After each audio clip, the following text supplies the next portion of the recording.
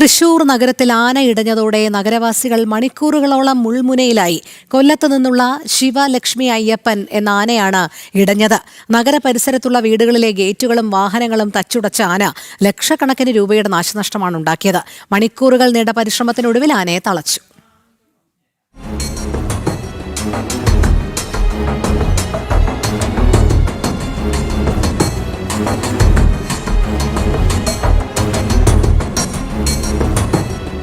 നഗരത്തിലെ ക്ഷേത്രത്തിൽ വഴിപാടിനെത്തിച്ച കൊമ്പൻ രാവിലെ 8:30യോടെയാണ് വടക്കുംനാഥ ക്ഷേത്രത്തിന്റെ തെക്കേ ഗോപുര നടയുടെ സമീപത്തു നിന്നും ഇടഞ്ഞത്. നഗരത്തിലൂടെ ഭീതി പടർത്തി ആന നടന്നു നീങ്ങി. വടക്കേ സ്റ്റാൻഡിന് സമീപത്തു കൂടി എത്തിയ ആന ടൗൺ ഹാളിന് മുന്നിലുണ്ടായിരുന്ന വാഹനങ്ങൾ കുത്തിയെറിഞ്ഞു. ഓടി വരുന്ന ഭാഗങ്ങളിൽ കണ്ണിക്കണ്ട വാഹനങ്ങളെല്ലാം അടിച്ചു പൊളിച്ചു. വാസ്തവത്തിൽ എനിക്ക് വളരെ വിഷമം തോന്നുന്നതാണ്. പോലീസ് ഫോഴ്സ് ഇല്ല, ഒരു കാര്യം പോലീസ് ഫോഴ്സ് ഇല്ല, ഒരു വനപാലകരും ഇല്ല, വനത്തിന്റെ ആൾക്കാരും ഇല്ല. ആകെ ആനയ്ക്ക് വേണ്ടിയിട്ട് ആനയുടെ കാര്യങ്ങൾ നോക്കുന്ന കുറേ ആളുകളുണ്ട് നമ്മുടെ തൃശ്ശൂർ. അവരാണിപ്പോൾ ഇത് ഒരു പരിധി വരെ തളച്ചത്. ഇപ്പോൾ ആനന്ദനുണ്ട്.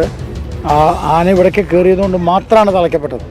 ഇല്ലെങ്കിൽ ഒരു പക്ഷേ ഇവിടെ മുഴുവൻ തകർത്ത്, വീടുകൾ മുഴുവൻ തകർത്ത്. കാരണം ഓരോ വീടും അടുത്തടുത്താണ്. ഇതൊരു കോളനി, റെസിഡൻഷ്യൽ കോളനി ആയതുകൊണ്ട് വീടുകളുടെ ഗേറ്റുകൾ തകർത്തു. പല വീടുകളിലെ ഷീറ്റുകളും പറിച്ചെറിഞ്ഞു.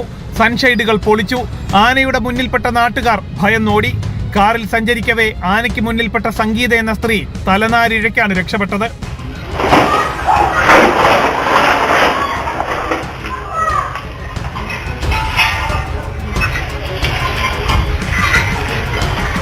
ചെമ്പുക്കാവും പെരിങ്ങോട്ടുകരയും കടന്ന് MG നഗറിലെത്തിയ ആന വലിയ നാശനഷ്ടമാണ് ഉണ്ടാക്കിയത്. കൃത്യസമയത്ത് അധികൃതരുടെ ഭാഗത്തുനിന്ന് ഇടപെടൽ ഉണ്ടാവാഞ്ഞതാണ് ആനയുടെ പരാക്രമം ഇത്രയധികം നീളാൻ കാരണം. ജില്ലാ ഭരണകൂടത്തിന് വീഴ്ചയുണ്ടായി എന്ന് സമ്മതിച്ച് സ്ഥലം MLA രാജൻ പല്ലനും രംഗത്ത് വന്നു. പ്രോബ്ലം ഏകദേശം അടങ്ങിയെന്ന് മനസ്സിലാക്കി. അതെ, പിന്നെ അതുമായി ബന്ധപ്പെട്ടവരൊക്കെ പരിശോധന കഴിഞ്ഞ് കൊണ്ടുപോകാൻ പറ്റുള്ളൂ. ഫോറസ്റ്റ് ഡിപ്പാർട്ട്മെന്റിൽ നിന്നും അതുമായി ബന്ധപ്പെട്ടവരൊക്കെ എത്തിയിട്ടുണ്ട്. CM ആയിട്ട് സംസാരിച്ചു, CM ആയിട്ട് ഫോണിൽ സംസാരിച്ചു, CM ആയിട്ട് കാര്യങ്ങളൊക്കെ ചോദിച്ചറിഞ്ഞു. ബന്ധപ്പെട്ടവർക്ക് ആവശ്യമായ നിർദ്ദേശങ്ങളും ജില്ലാ ഭരണകൂടത്തിന് കൊടുത്തിട്ടുണ്ട്. വടം കെട്ടിയും കയർ ഉപയോഗിച്ചും ആനയെ തളയ്ക്കാൻ ശ്രമിച്ചെങ്കിലും ഒന്നും ഫലം കണ്ടില്ല. പഴങ്ങളും തണുത്ത വെള്ളവും നൽകി ആനയെ ശാന്തനാക്കിയ ശേഷമാണ് തളച്ചത്. വനം വകുപ്പിന്റെയും എലഫന്റ് സ്ക്വാഡിന്റെയും ഉദ്യോഗസ്ഥർ ആനയെ നിരീക്ഷിച്ചു വരികയാണ്.